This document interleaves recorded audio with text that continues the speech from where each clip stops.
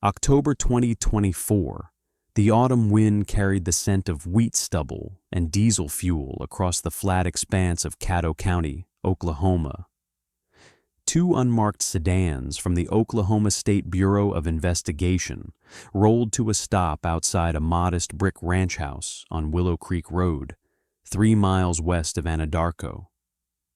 Inside, 71-year-old Katherine Kate Brennan was grading papers at her kitchen table, a ritual she'd maintained even in retirement, volunteering as a tutor for struggling students at Anadarko High School, the same institution where she'd taught English and drama for 37 years before stepping down in 2019.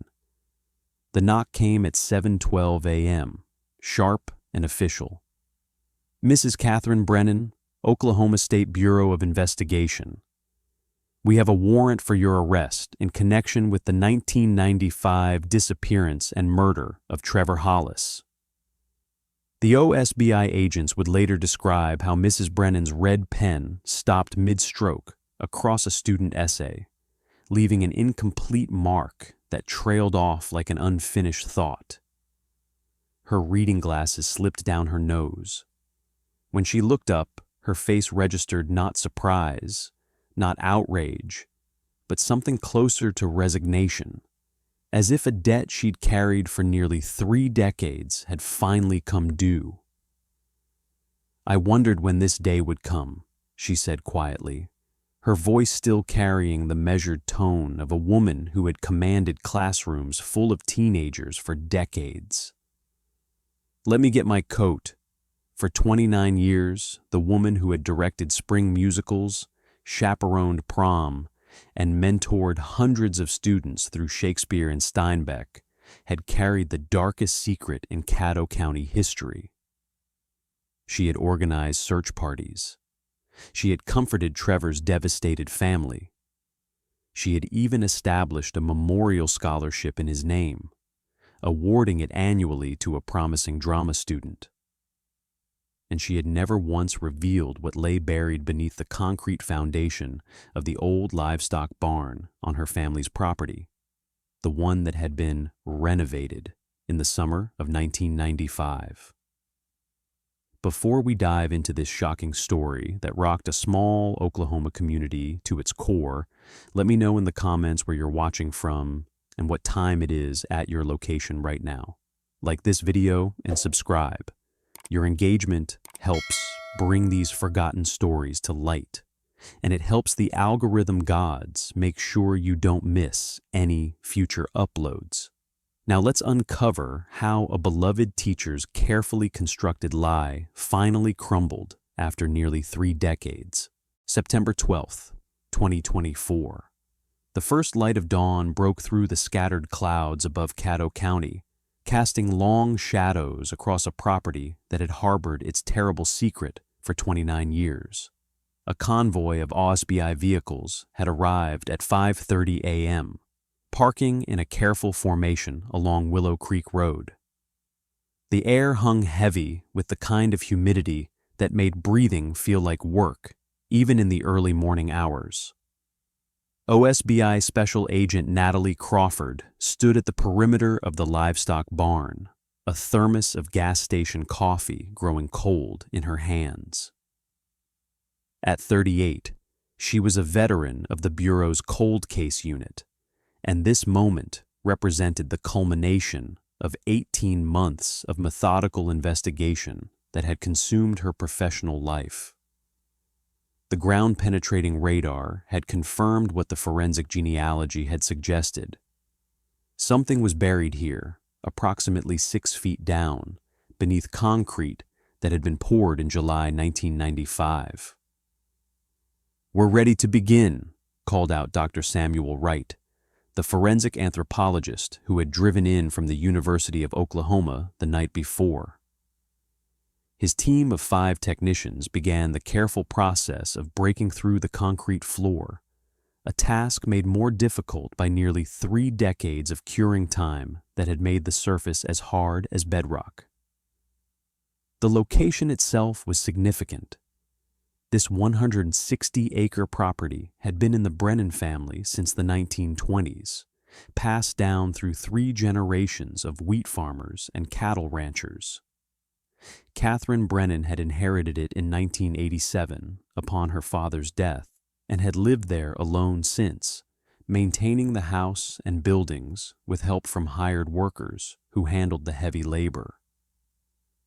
The barn where they were excavating sat roughly 200 yards from the main house, its red paint faded and weathered, but its structure still sound.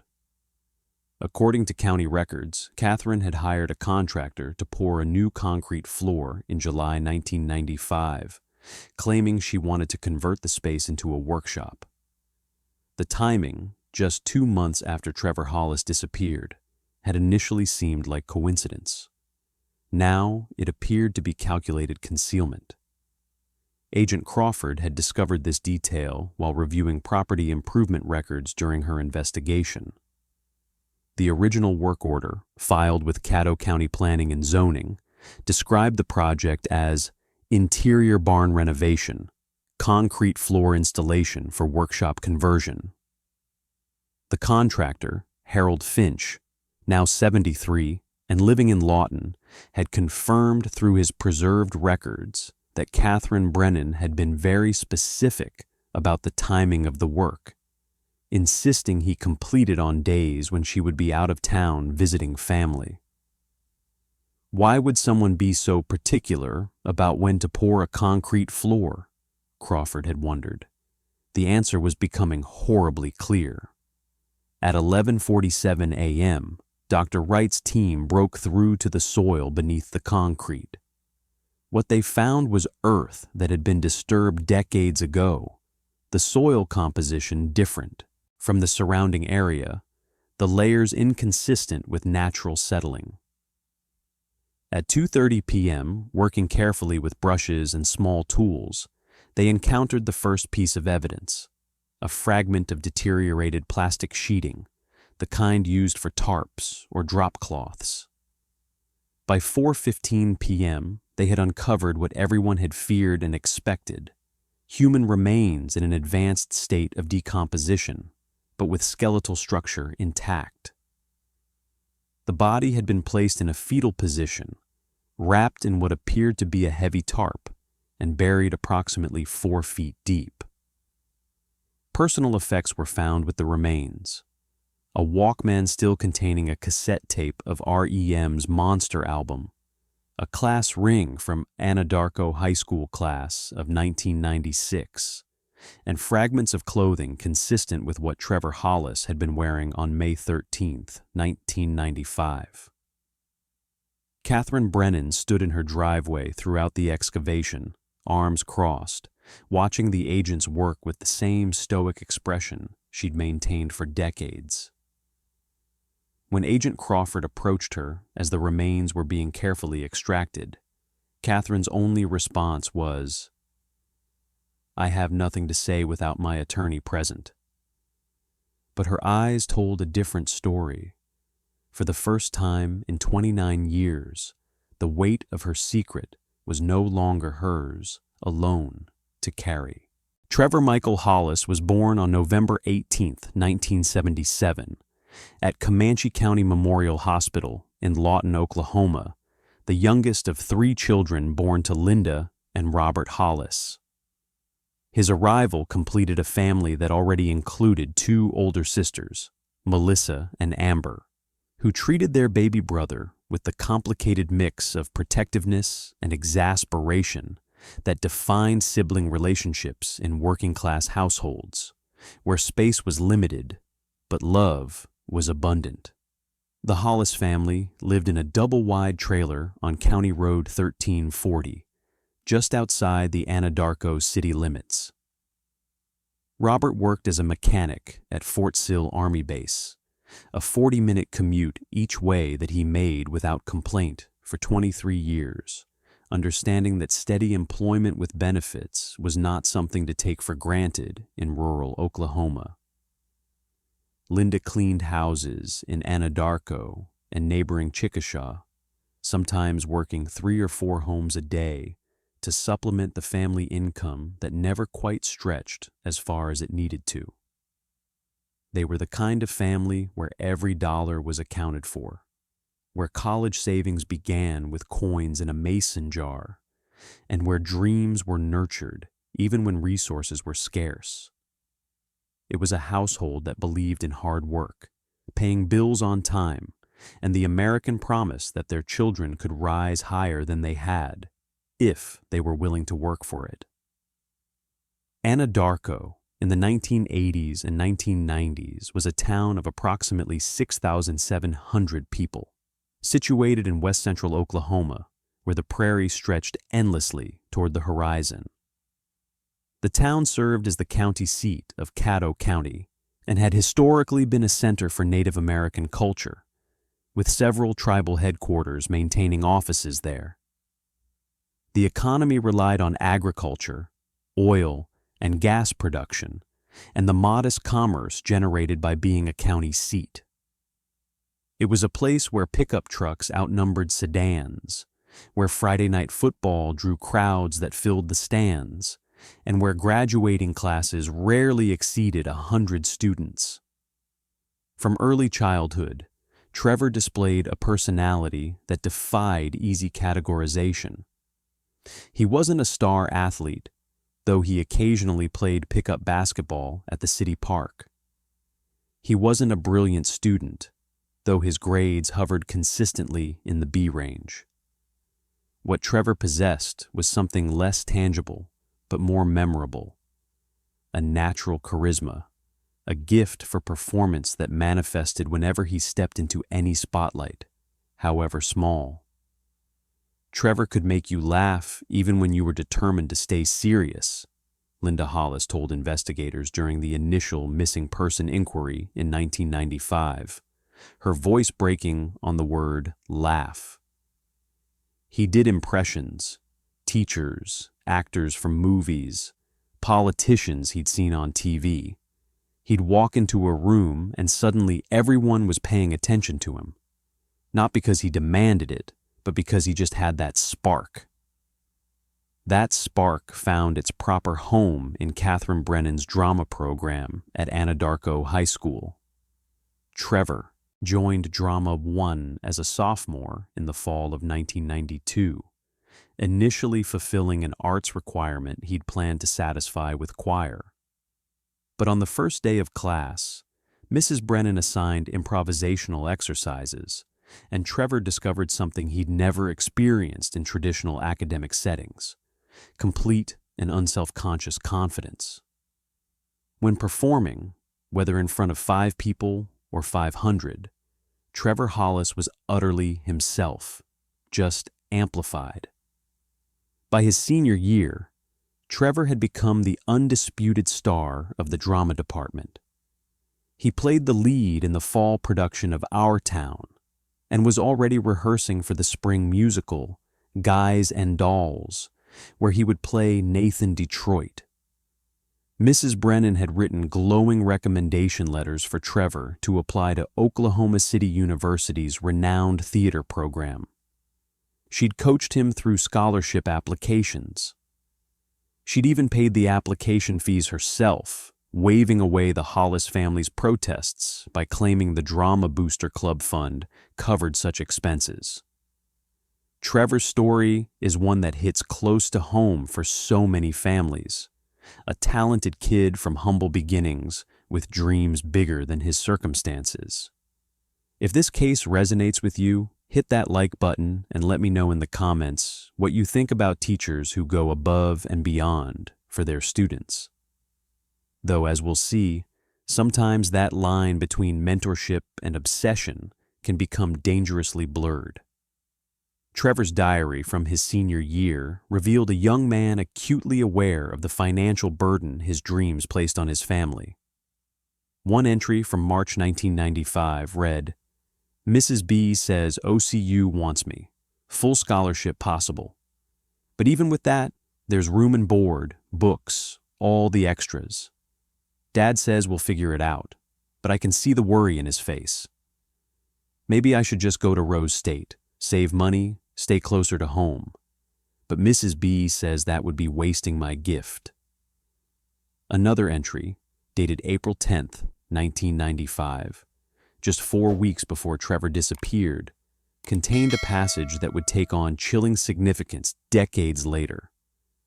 Mrs. B has been acting different lately, more intense about college stuff.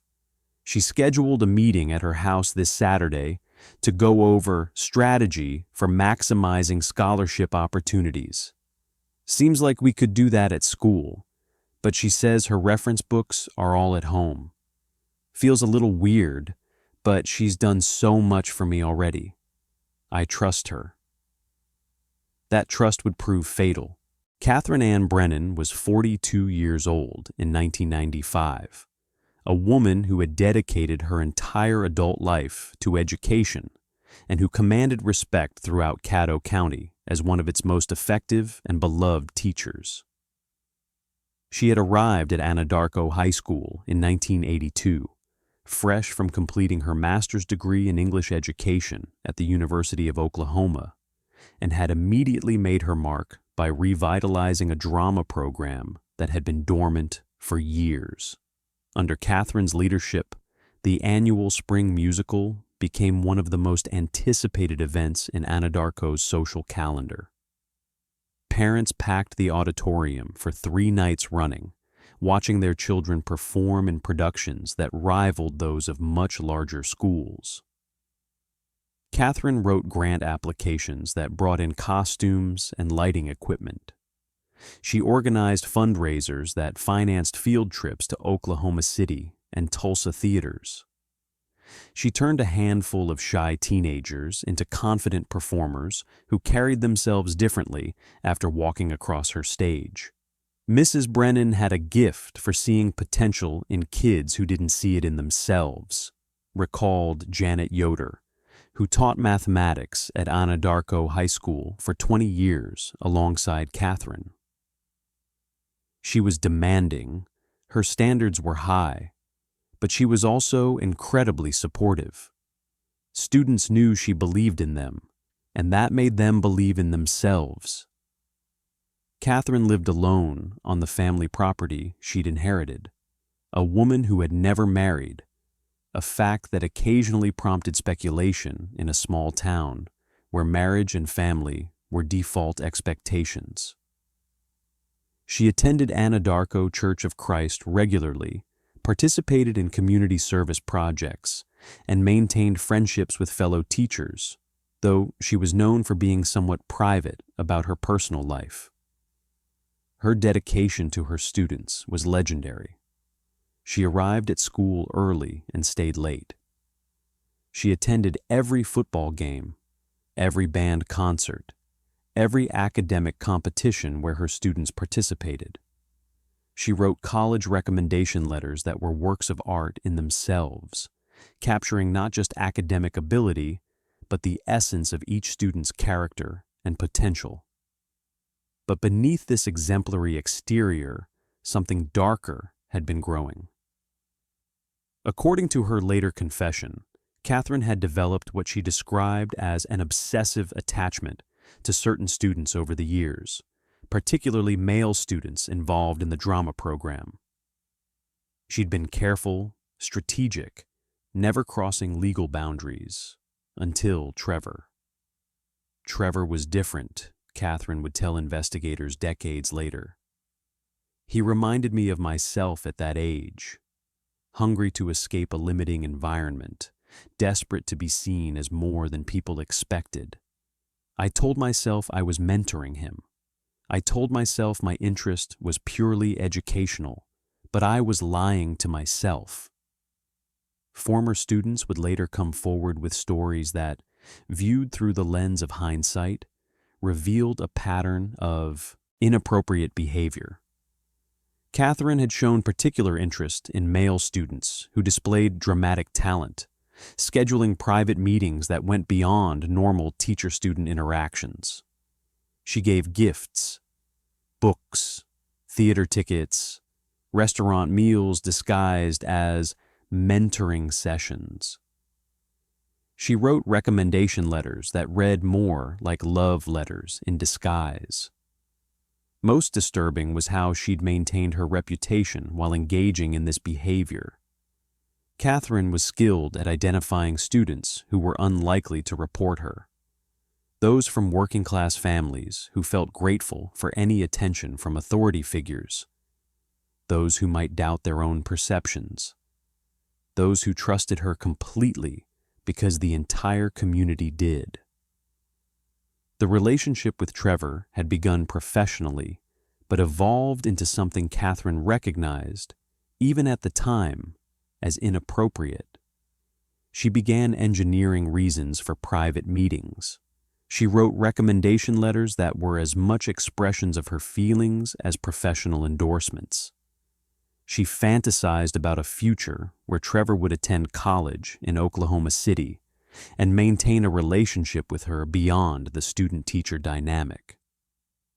In her small town, Katherine Brennan was untouchable, a pillar of the community, a woman who had shaped hundreds of young lives, someone whose word carried absolute authority.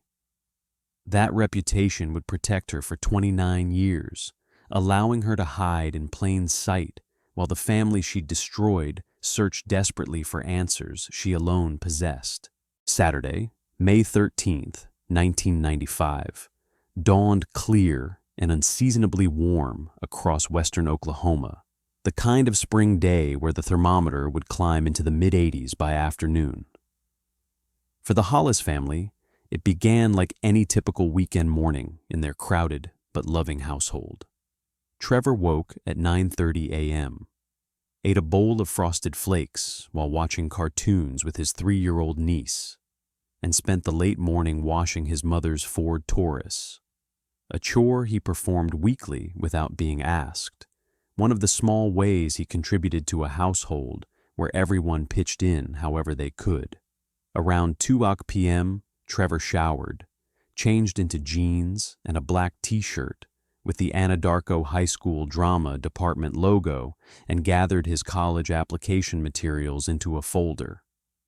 He'd told his parents that Mrs. Brennan was picking him up at 2:45 p.m. for what she'd described as a scholarship strategy meeting at her house. The meeting was expected to last 2 or 3 hours, and Trevor assured his family he'd be home by dinner. He was in a good mood, Linda Hollis would recall 29 years later, her voice still catching on certain words. He kissed me on the cheek when Mrs. Brennan pulled up in her blue Chevy sedan. He said, "Love you, Mom. Save me some dinner if I'm late." That was the last time I heard his voice. Katherine Brennan arrived precisely at 2:43 p.m., pulling into the gravel driveway of the Hollis trailer. Linda watched from the window as Trevor jogged to the car and got in, folder of college materials in hand.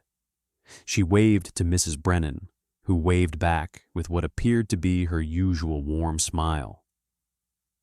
The car backed out and headed south on County Road 1340, turning west toward the Brennan property.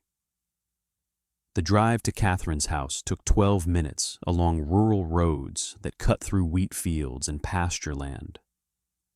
For Trevor, it was a familiar journey. He'd been to his teacher's home several times over the past year for what Katherine had described as college planning sessions and scholarship strategy meetings. The house sat a quarter-mile from the main road, accessed by a dirt driveway that cut through fields currently lying fallow between plantings. What happened during the next 3 hours would remain unknown for nearly 3 decades, until Katherine Brennan finally confessed to OSBI investigators in October 2024. According to her detailed statement, she and Trevor spent approximately 1 hour at her dining room table, going through actual scholarship materials and college application strategies. The conversation was productive and professional, exactly what Trevor had expected and what his parents believed was happening. Then Katherine shifted the meeting's purpose entirely. "I told him I needed to discuss something personal," Katherine confessed to investigators. I said I'd developed feelings for him that went beyond the teacher-student relationship. I said I thought we had a special connection, and I wanted to explore what that might mean once he graduated. Trevor's response, according to Katherine, was immediate and unambiguous rejection. He'd stood up from the table, backed away, and told her that what she was suggesting was wrong and messed up.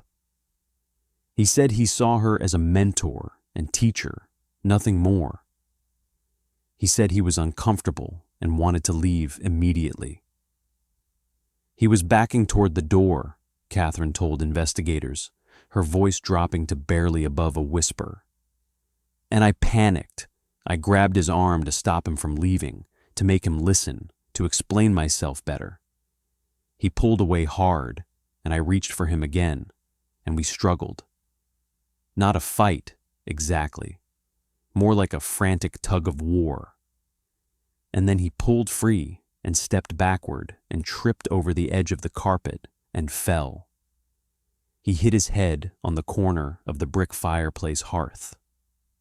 The medical examiner would later confirm that Trevor Hollis died from blunt force trauma to the left temporal region of the skull, consistent with falling backward onto a hard surface with an angled edge. The injury caused a fractured skull and massive intracranial hemorrhaging. Death would have occurred within minutes, possibly immediately. Trevor Hollis, 17 years old, full of dreams and talent, beloved by his family and respected by his community, died on Katherine Brennan's living room floor because he had the courage to reject an adult's inappropriate advances and the misfortune to fall while trying to escape them. What Katherine did next would define the next 29 years of deception and betrayal.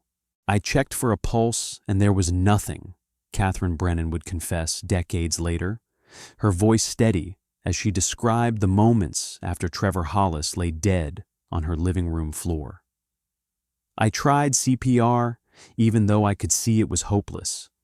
And then I just sat there for, I don't know how long, an hour maybe, sitting on my living room floor next to the body of a 17-year-old boy I'd killed because I couldn't control my own sick feelings. What Katherine did next demonstrated not panic, but calculated thinking. She had approximately 2 hours before the Hollis family would expect Trevor home for dinner. 2 hours to make a decision that would define the rest of her life and the lives of everyone who loved Trevor Hollis. She chose herself over them. Katherine wrapped Trevor's body in a heavy tarp from her garage, the same tarp she used to cover firewood during wet weather. She dragged him across her living room, through the kitchen, and out the back door toward the livestock barn that sat 200 yards from her house. At 42 years old and in reasonably good physical condition from years of farm work, she was able to move Trevor's slight frame, though the effort left her exhausted and covered in sweat. Inside the barn, Katherine spent the next 4 hours digging Trevor's grave beneath the dirt floor. The ground was soft from recent spring rains, but digging a hole deep enough to prevent discovery by animals or casual observation was back-breaking labor that left her hands bloody and her back screaming in pain. She buried Trevor approximately 4 feet deep, still wrapped in the tarp, positioning him in a fetal position that required the smallest possible grave. Before covering the body, Katherine placed Trevor's Walkman and cassette tape with him, perhaps out of some twisted sense that he should have something familiar, or perhaps to dispose of evidence that might link her to his death. She then spent another hour carefully refilling the excavation and smoothing the surface to appear undisturbed, scattering straw and debris to match the rest of the barn floor. The level of deception is almost incomprehensible. What do you think about someone who could maintain this lie for 3 decades while comforting the very family they'd destroyed? Let me know your thoughts in the comments below, because this next part gets even more disturbing. While Trevor's body cooled in its hidden grave, Katherine returned to her house and methodically cleaned every surface Trevor had touched. She disposed of the scholarship materials they'd been reviewing, washed the glasses they'd used for iced tea, and scrubbed away any trace evidence that might indicate Trevor had ever been there. She then prepared the story she would tell when people inevitably came looking for him. Katherine knew Robert Hollis would come searching when Trevor didn't return home. She drove to Chickasha, purchased a movie ticket for a 4:30 p.m., showing she attended alone, and kept the ticket, stub as proof she'd been away from her house during the critical time frame. When Robert arrived at her property around 7 p.m., the house was dark and her car was gone, just as she'd planned. When Sheriff Red Hawk arrived later that evening to conduct a welfare check, Katherine was ready with her fabricated account. She claimed she'd dropped Trevor at the Sonic Drive-In around 5:45 p.m., where he said he was meeting friends.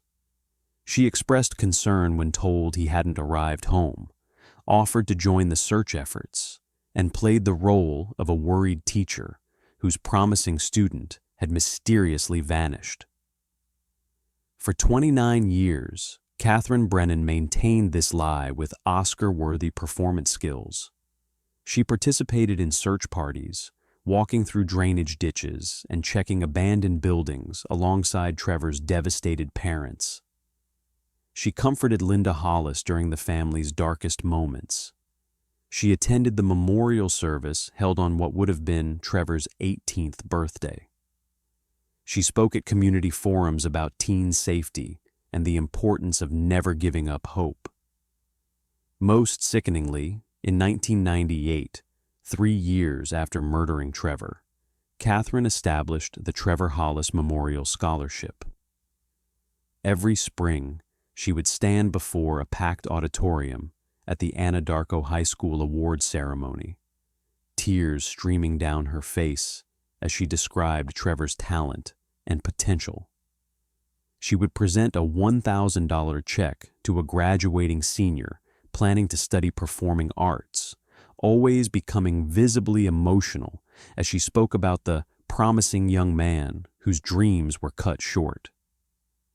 She killed him and then created this memorial so she could publicly mourn him every year, said Marcus Rodriguez, a 2007 scholarship recipient. It's grotesque, but at the time, we all saw it as this beautiful gesture from a teacher who'd lost a promising student. She played us all. The concrete floor that permanently sealed Trevor's grave was poured in July 1995, 2 months after his murder. Katherine told the contractor, Harold Finch, that she wanted to convert the barn into a workshop, that the dirt floor was impractical for the kind of work she planned to do there.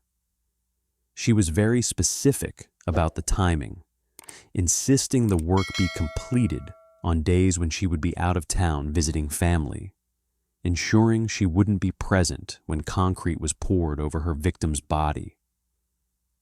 For 29 years, Katherine walked across that concrete floor countless times during her daily routines on the property. 29 years of living her normal life while Trevor's family lived in agony, not knowing whether their son was alive or dead, whether he was being held captive somewhere hoping for rescue, or whether his suffering had ended quickly. Katherine chose her freedom, her career, her reputation over their right to know. Every single day for nearly 3 decades, she woke up and chose to let them suffer rather than face the consequences of what she'd done. The initial investigation into Trevor Hollis's disappearance was hampered by the same factors that allowed Katherine Brennan to maintain her deception for nearly 3 decades: small-town trust, limited resources, and the inconceivable nature of the truth. Sheriff Thomas Redhawk approached the case with all the resources at his disposal in 1995, but those resources were limited. Caddo County was a rural jurisdiction with a small budget and no experience investigating major crimes. The sheriff's department had 5 deputies, 1 detective, and equipment that was adequate for handling traffic violations, domestic disputes, and petty theft, not potential homicides. The most significant piece of physical evidence was collected during the initial search of Katherine Brennan's vehicle on May 15, 1995. Crime scene technician Janet Morrison found a single human hair on the passenger seat of Katherine's blue Chevy sedan, a hair that was photographed, measured, and determined to be consistent with Trevor's physical characteristics. But DNA analysis in 1995 was prohibitively expensive and time-consuming, requiring the full consumption of evidence samples for testing that might not yield conclusive results. Sheriff Redhawk made the decision to preserve the hair for potential future analysis, noting in his report, "Hair appears consistent with Trevor Hollis, dark brown, approximately 4 inches long. Preservation recommended for potential future analysis should technology improve." That hair would remain in evidence storage for 28 years before technology finally caught up with the investigation's needs.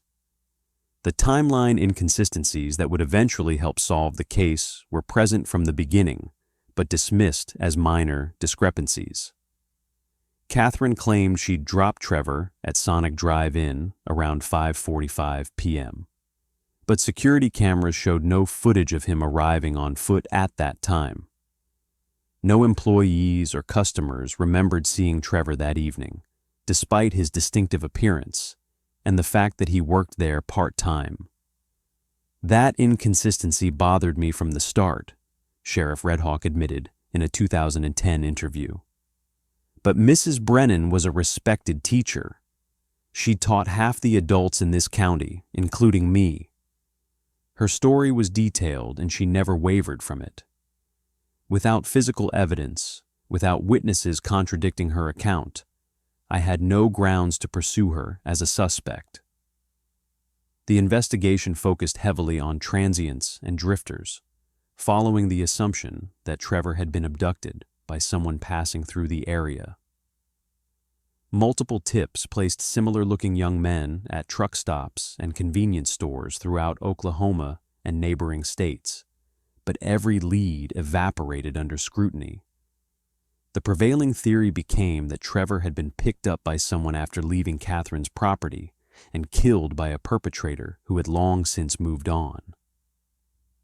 Detective Frank Morrison, who joined the case in 1998, conducted a comprehensive review of all evidence and witness statements. His conclusion, filed in a 2003 report, stated, "All investigative avenues appear to have been thoroughly explored. Without new evidence or witnesses, this case cannot progress beyond its current status." The most likely scenario remains stranger abduction, followed by homicide by person or persons unknown. The case underwent periodic reviews as forensic technology advanced. In 2005, the preserved hair was submitted for preliminary DNA analysis using improved techniques, but the testing was inconclusive due to degradation and contamination concerns. In 2010, Detective Maria Santos conducted another cold case review, re-interviewing surviving witnesses and cross-referencing Trevor's disappearance with similar unsolved cases throughout the region. Each review reached the same conclusion. Without a body, without new witnesses, without physical evidence linking any suspect to Trevor's disappearance, the case remained unsolvable with existing resources and technology. The investigation's most significant failure was its inability to look beyond surface appearances. Katherine Brennan was exactly what she appeared to be: a respected educator, a pillar of the community, a woman whose word carried absolute authority. The idea that she could be responsible for harming Trevor seemed not just unlikely, but impossible. "We trusted her because we needed to trust her," said Janet Yoder, Katherine's former teaching colleague. "In small towns like this, we need to believe that people are who they present themselves to be.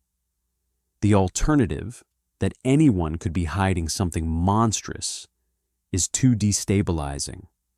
But maybe that's a dangerous kind of innocence."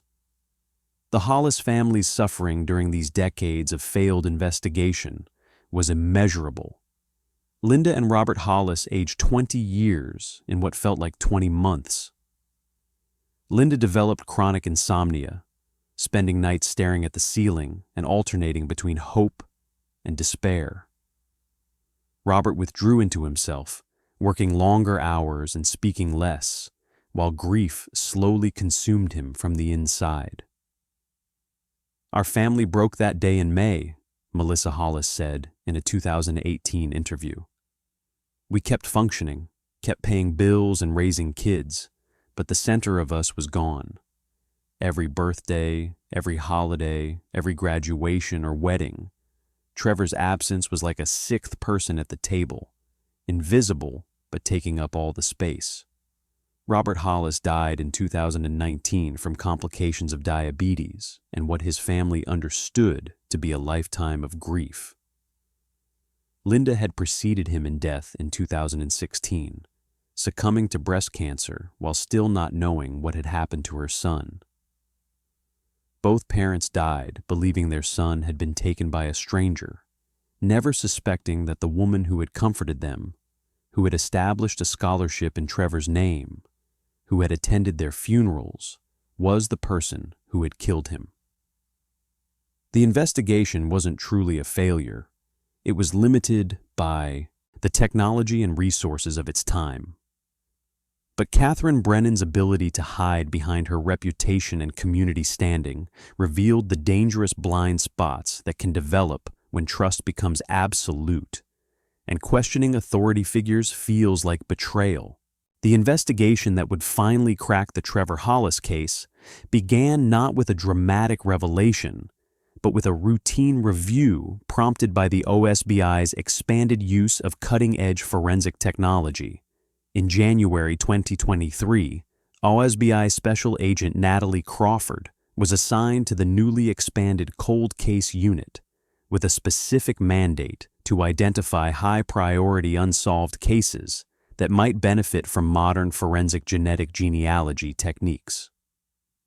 The Trevor Hollis file caught Agent Crawford's attention for several compelling reasons: the complete disappearance without a trace, the minor but persistent timeline, inconsistencies, and most importantly, a single piece of physical evidence that had been preserved but never fully analyzed due to technological limitations. That evidence was the human hair found on the passenger seat of Katherine Brennan's vehicle in May 1995. The hair that Sheriff Redhawk had the foresight to preserve, even though DNA analysis was impractical at the time. 28 years later, that preserved hair became the key that would finally unlock the truth. Agent Crawford submitted the hair for comprehensive DNA analysis in March 2023, using modern extraction techniques that could work with degraded samples. The results came back in April. Nuclear DNA extracted from the root confirmed the hair belonged to Trevor Hollis, based on comparison with DNA samples provided by his surviving sisters. But more significantly, the hair shaft also contained what forensic scientists call touch DNA, trace genetic material from someone who had handled it after it was shed. The touch DNA profile was first run through CODIS, the National Criminal DNA Database, but yielded no matches. Katherine Brennan had no criminal history, so her DNA wasn't in the system. But when the profile was sent to Parabon Nano Labs, a Virginia-based company specializing in forensic genetic genealogy, the investigation entered an entirely new phase. Forensic genetic genealogy works by comparing unknown DNA profiles against millions of genetic profiles voluntarily submitted to consumer ancestry websites like 23andMe and Ancestry DNA. When matches are found, often third, fourth, or even fifth cousins of the unknown person, professional genealogists build detailed family trees extending back generations, eventually narrowing the pool of potential suspects to one or a handful of individuals. The process is painstakingly slow and requires exceptional skill. Dr. Rebecca Chen, the Parabon genealogist assigned to the Trevor Hollis case, spent 9 months building family trees and analyzing historical records. She identified 74 genetic matches ranging from second to fifth cousins, then used birth, death, marriage, and census records from Oklahoma and neighboring states to construct complex family trees that eventually converged on a single bloodline. When I saw Katherine Brennan's name emerge as the most likely contributor of the touch DNA, I initially thought there must be an error, Agent Crawford said during the press conference following Katherine's arrest. She was a witness, not a suspect. But as I reviewed the original case files with this new information in mind, inconsistencies that had been dismissed suddenly became significant. The DNA evidence meant that Katherine Brennan had physically handled Trevor Hollis's hair after it had been shed from his head, possibly pulled out during a struggle, possibly shed naturally, but handled by Katherine as she moved Trevor's body or cleaned up evidence. Either way, it physically connected her to Trevor in a manner completely inconsistent with her claim that she'd simply dropped him at Sonic and watched him walk away. But DNA evidence alone, while powerful, wasn't sufficient to secure an arrest warrant nearly 3 decades after the crime. Agent Crawford needed to build what cold case investigators call the house, systematically constructing a case from foundation to roof using evidence, witness statements, timeline analysis, and behavioral assessment. She began by obtaining historical satellite imagery of the Brennan property, comparing images from 1994 through 1996. The images, while grainy by modern standards, showed a clear change in the livestock barn. In spring 1994, the barn floor appeared dark, consistent with dirt or earth. By fall 1995, the barn floor appeared significantly lighter in color, consistent with newly poured concrete. Crawford located Harold Finch, the contractor who had performed the concrete work. Now 73 and living in Lawton, Finch reviewed his preserved records and confirmed he'd poured a new concrete floor in Katherine Brennan's livestock barn in July 1995, exactly 2 months after Trevor disappeared. She told me she wanted to convert the space into a workshop, Finch recalled. Said the dirt floor was impractical for the kind of work she planned to do. She was very particular about when I could do the work. Insisted I complete it on specific days when she'd be out of town visiting family. I thought that was a little odd, but customers have their preferences. The timing was damning. Katherine had hired someone to pour concrete over the exact spot where, according to her later confession, she had buried Trevor Hollis just 2 months earlier. Armed with the DNA evidence, the satellite imagery timeline, and the contractor's records, Agent Crawford began re-examining Katherine Brennan's original statements with fresh eyes. The woman who had been viewed as a helpful witness for 29 years suddenly looked like a calculating killer who had hidden in plain sight. The arrest warrant for Katherine Ann Brennan was issued on October 7, 2024, charging her with first-degree murder, evidence tampering, and obstruction of justice in connection with the death of Trevor Michael Hollis. The warrant was executed at dawn the following morning, bringing to an end 29 years of carefully maintained lies and community-wide deception. Agent Crawford led the arrest team, accompanied by 2 additional OSBI agents and a Caddo County Sheriff's deputy. They found Katherine at her kitchen table, grading papers as she had been when they'd arrived to search her property weeks earlier. A woman maintaining the routines of her former profession, even as her world crumbled around her. The news of Katherine Brennan's arrest sent shockwaves through Anadarko and the wider community. Local television stations led their evening broadcasts with breaking news alerts. Social media exploded with disbelief, anger, and painful reassessment of memories spanning decades. The woman who had shaped hundreds of young lives, who had been trusted with their most vulnerable years, stood accused of the most heinous betrayal imaginable. "It's like finding out your mother was a serial killer," said Brandon Mills, a former student who had graduated with Trevor's class in 1996. "Mrs. Brennan taught me to love literature, to think critically, to believe in myself. And all that time, she was living with the knowledge that she'd killed my classmate. How do you reconcile that? How do you separate the good she did from the evil she committed?" Katherine initially invoked her right to remain silent, retaining Roger Daniels, a respected criminal defense attorney from Oklahoma City. She was held without bail at Caddo County Detention Center, where she maintained stoic composure and refused all media requests for interviews. But on October 15th, 8 days after her arrest, Katherine surprised everyone by requesting a meeting with investigators. The confession that followed was methodical, detailed, and devastating. Speaking in the same measured tone she'd used to teach thousands of students, Katherine laid out the entire truth. Her inappropriate feelings for Trevor, the fatal meeting on May 13th, 1995, the cover-up that had consumed nearly 3 decades of her life.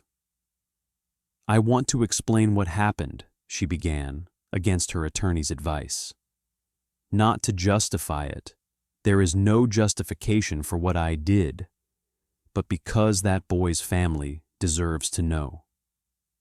She described her obsession with Trevor as something she'd recognized as wrong even while it was happening. She'd convinced herself that her interest was educational, that she was simply invested in a talented student's future. But when she'd finally confessed her feelings during their meeting, Trevor's rejection had sent her into a panic that led to his death and her decision to hide the truth. "Every single day for 29 years, I chose myself over them," Katherine said, referring to the Hollis family. "I chose my freedom, my career, my reputation. I told myself that confessing wouldn't bring Trevor back, that it would only destroy more lives. But really, I was just a coward. I still am." The confession eliminated any possibility of a trial. Faced with Katherine's detailed admission and the overwhelming physical evidence, her attorney negotiated a plea agreement. On January 14, 2025, Katherine pleaded guilty to second-degree murder in exchange for prosecutors dropping the additional charges and recommending a sentence of 40 years to life imprisonment with the possibility of parole after 30 years. The plea hearing took place before Judge Patricia Whitehorse in a courtroom packed with spectators, including Trevor's surviving sisters, former students, and community members struggling to process the betrayal. When asked if she understood the charges and wished to plead guilty, Katherine stood and spoke clearly. "Yes, Your Honor, I am guilty. I killed Trevor Hollis, and I hid his body, and I lied about it for 29 years. Nothing I say can make that right." Victim impact statements were delivered before sentencing. Melissa Hollis, now 47, and Trevor's only surviving immediate family member, approached the podium with a typed statement that she could barely read through her tears. "Trevor was my baby brother," she began. "He was 17 years old, practically still a child, when Katherine Brennan killed him. She killed him because he rejected her, because he saw her predatory behavior for what it was and said no. And then she buried him like trash and pretended to mourn him while my parents died, not knowing what happened to their son." After 29 years, justice was finally served. This case shows that no matter how much time passes, the truth has a way of surfacing. Modern forensic techniques, dedicated investigators, and the persistence of those who refuse to let cold cases remain cold can bring closure even when hope seems lost. If you found this story compelling, make sure to subscribe and hit the notification bell so you don't miss any future uploads. Your support helps me bring these forgotten stories back into the light where they belong. Judge Whitehorse delivered the maximum sentence allowed under the plea agreement, 40 years to life imprisonment, with eligibility for parole consideration after 30 years. Katherine Brennan would be 101 years old before becoming eligible for parole. Effectively, a life sentence for a woman whose carefully constructed facade had finally crumbled completely. Trevor Michael Hollis was finally laid to rest on February 3, 2025, in Highland Cemetery in Anadarko, in a plot that his mother Linda had purchased years earlier in the hope that her son would someday be found. The burial service was attended by approximately 200 people, family members, former classmates, now middle-aged with children of their own, and community members who remembered the bright 17-year-old whose dreams had been cut short by betrayal. Melissa Hollis delivered the eulogy for the brother she'd lost 29 years earlier. She spoke about Trevor's humor, his talent, his dreams of Broadway stages. She spoke about growing up in a crowded trailer where love compensated for what money couldn't provide. She spoke about her parents, who had died without knowing their son's fate, and the bitter satisfaction that at least now the truth was known. "Trevor never got to be 18, she said, her voice carrying across the cemetery where Oklahoma wind moved through the oak trees. "Never got to graduate, go to college, fall in love again, have children, build a career, grow old. All of that was stolen. But he's not defined by how he died or who killed him. He's defined by the 17 years he lived, by the laughter he brought to every room, by the characters he embodied on stage, by the hope he carried that the world could be bigger and brighter than the circumstances he was born into." The Trevor Hollis Memorial Scholarship, which Katherine Brennan had established and administered for decades, was dissolved immediately after her confession.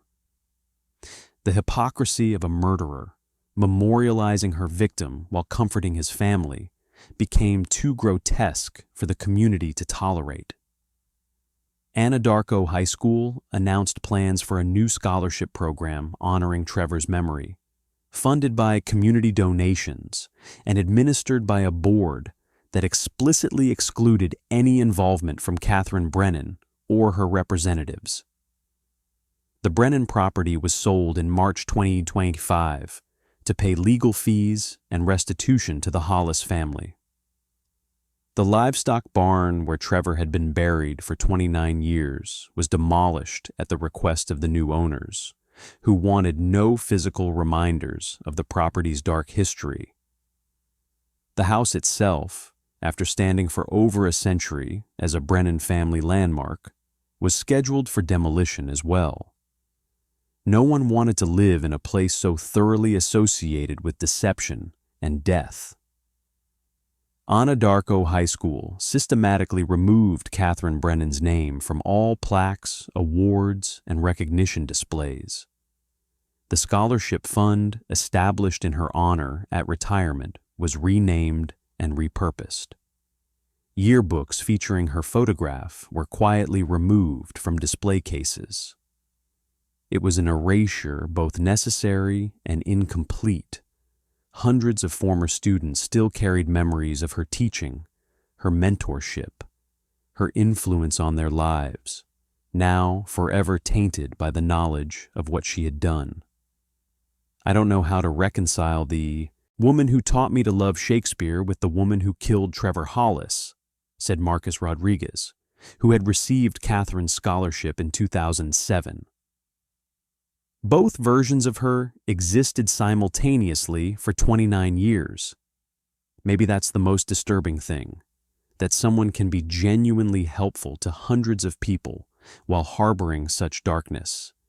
It makes you question everything you think you know about human nature. The case generated national media attention and became the subject of true crime podcasts, documentary films, and journalistic analyses. The OSBI cited the successful resolution as validation of their investment in forensic genetic genealogy and cold case units. Agent Crawford became a sought-after expert on genetic genealogy techniques and was invited to speak at law enforcement conferences across the country. For the residents of Anadarko, Katherine's betrayal prompted deep communal soul-searching. How had an entire community failed to see the truth? What signs had been missed? Should anyone have suspected the beloved teacher who had seemed to exemplify small-town values? We trusted her because we wanted to trust her, reflected Janet Yoder, Katherine's former teaching colleague. In small towns like this, we need to believe that people are who they present themselves to be. The alternative, that anyone could be hiding something monstrous, is too destabilizing. But maybe that's a dangerous kind of innocence. Maybe we need to be more willing to question, even when questioning feels disloyal. Katherine Brennan remains incarcerated at Mabel Bassett Correctional Center in McLeod, Oklahoma. Prison reports indicate she keeps largely to herself, teaches GED classes to other inmates, and participates in a writing group. She is 71 years old and in declining health. The likelihood she will ever be released is minimal, and given her age, she will almost certainly die in prison. The site where Trevor lay hidden for nearly 3 decades has been reclaimed by nature. The barn floor that concealed his grave has been broken up and removed, the earth beneath it finally exposed to sunlight. The land itself, cleansed of its terrible secret, awaits whatever comes next. Trevor Hollis would have been 47 years old in November 2024, old enough to have built the career Katherine Brennan claimed to believe in, old enough to have married and raised children. Perhaps old enough to have taught theater himself or performed on stages his 17-year-old self only dreamed about. Instead, he remains frozen at 17, eternally young, eternally talented, eternally the boy who almost made it out. In Anadarko, Oklahoma, a small town where everybody knew everybody, where trust was currency and reputation was everything. The community continues its slow process of healing from betrayal. They're examining the stories they told themselves, learning that darkness can wear a familiar face and speak with a trusted voice, and discovering that sometimes the most important questions are the ones that feel most uncomfortable to ask. The knock that came at 7:12 a.m. on October 7th, 2024, didn't just announce Katherine Brennan's arrest. It announced the end of nearly 3 decades of lies, the death of comfortable assumptions, and the beginning of a more complex understanding of human nature. one that acknowledges both the capacity for great good and unspeakable evil to coexist within the same person, hidden behind the same respectable facade. Justice for Trevor Hollis came 29 years too late to ease his family's suffering or restore the life that was stolen from him. But it came. And in a world where too many crimes go unsolved and too many families never learn the truth that matters, it matters that science and persistence can overcome time and deception. It matters that no case is ever truly cold. And it matters that Trevor Hollis's story, the boy with dreams bigger than his circumstances, will be remembered not just as a mystery, but as a life that mattered, a talent that was recognized, and a victim who finally received justice.